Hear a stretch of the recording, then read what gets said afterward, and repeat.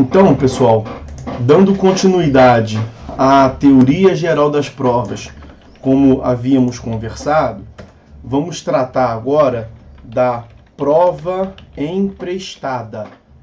O nosso próximo tópico agora é a prova emprestada. Prova emprestada que está regulamentada no artigo 372 do CPC. Artigo 372 do CPC. O juiz poderá admitir a utilização de prova produzida em outro processo, atribuindo-lhe o valor que considerar adequado, observado o contraditório. Então vamos lá. Em primeiro lugar, no que consiste a prova emprestada? Prova emprestada é a utilização de uma prova produzida em outro processo, especialmente uma prova oral ou uma prova pericial, que você translada do outro processo para o processo no qual você está atuando. Em regra, a prova que será utilizada para a formação do convencimento do juízo, ela é produzida no próprio processo, né? Nós vimos aqui durante a instrução probatória que a parte solicita a prova que quer produzir, o juiz defere e nós temos a produção. E nós temos ainda a possibilidade do juiz determinar de ofício a produção da prova, porque o juiz tem lá o poder instrutório, como nós vimos do artigo 370. Esse 372 traz uma exceção nesse contexto, que é a utilização no processo que está para julgamento de uma prova que foi colhida em outro processo. Então é a prova que se utiliza aqui de modo emprestado. Ele a toma como empréstimo de outro processo. A justificativa desse instituto é a economia processual, né? A utilização da prova produzida em outro processo evita a repetição desnecessária de atos processuais. Uma perícia, por exemplo. Se for possível aproveitar uma perícia em dois processos, nós temos aí realmente economia, porque a perícia é um ato burocrático e demorado e custoso, né? Você consegue obter o mesmo resultado útil em um tempo menor, com um custo, seja um custo econômico, seja um custo de tempo, seja um custo de burocracia, lato sensu, menor. Então contribui para a efetividade do processo, para a duração razoável do processo. Tanto a doutrina quanto a jurisprudência já admitiam a prova emprestada no sistema processual anterior, mais para o final da sua vigência, tá? Mas não havia regulamentação em lei, faltava, portanto, a previsão normativa, que veio com o artigo 372. O STJ já contava com o enunciado de súmula. A súmula 591 do STJ fazia menção à admissibilidade de prova emprestada, mas em processo administrativo disciplinar, mas já era o indício da admissibilidade da prova emprestada. Admitia-se a utilização em juízo de prova produzida em processo administrativo disciplinar. Com mais razão, você admitir a prova emprestada produzida em outro juízo, né? Pois bem, quanto ao requisito, o principal requisito, o requisito por excelência, que é o que consta na parte final do 372, é o contraditório. A prova para ser utilizada, ela deve ter respeitado o contraditório no processo de origem e deve respeitar o contraditório no processo de destino. É assim que se interpreta essa parte final do 372, observado o contraditório. Observado o contraditório. O enunciado número 52 do FPPC, Fórum Permanente de Processualistas Civis, é nesse sentido. A exigência de observância do contraditório, tanto no processo de origem quanto no processo de destino.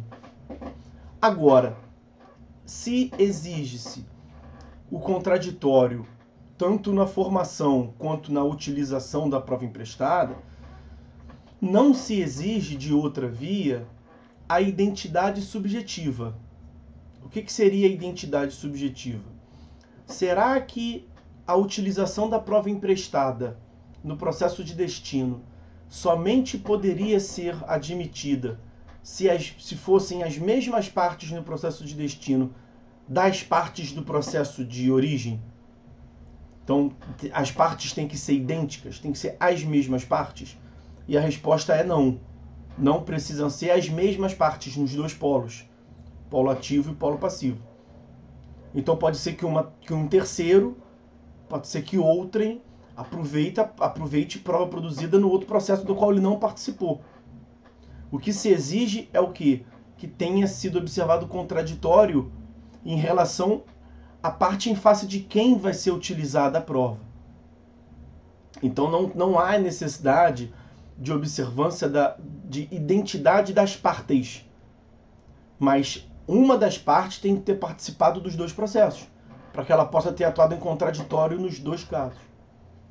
O STJ entende que a identidade subjetiva, exatamente as mesmas partes nos dois processos, reduziria muito a utilidade e a potencialidade do Instituto, que realmente faz sentido. Não teria, a aplicabilidade dele seria muito reduzida se fosse exigida realmente a identidade subjetiva.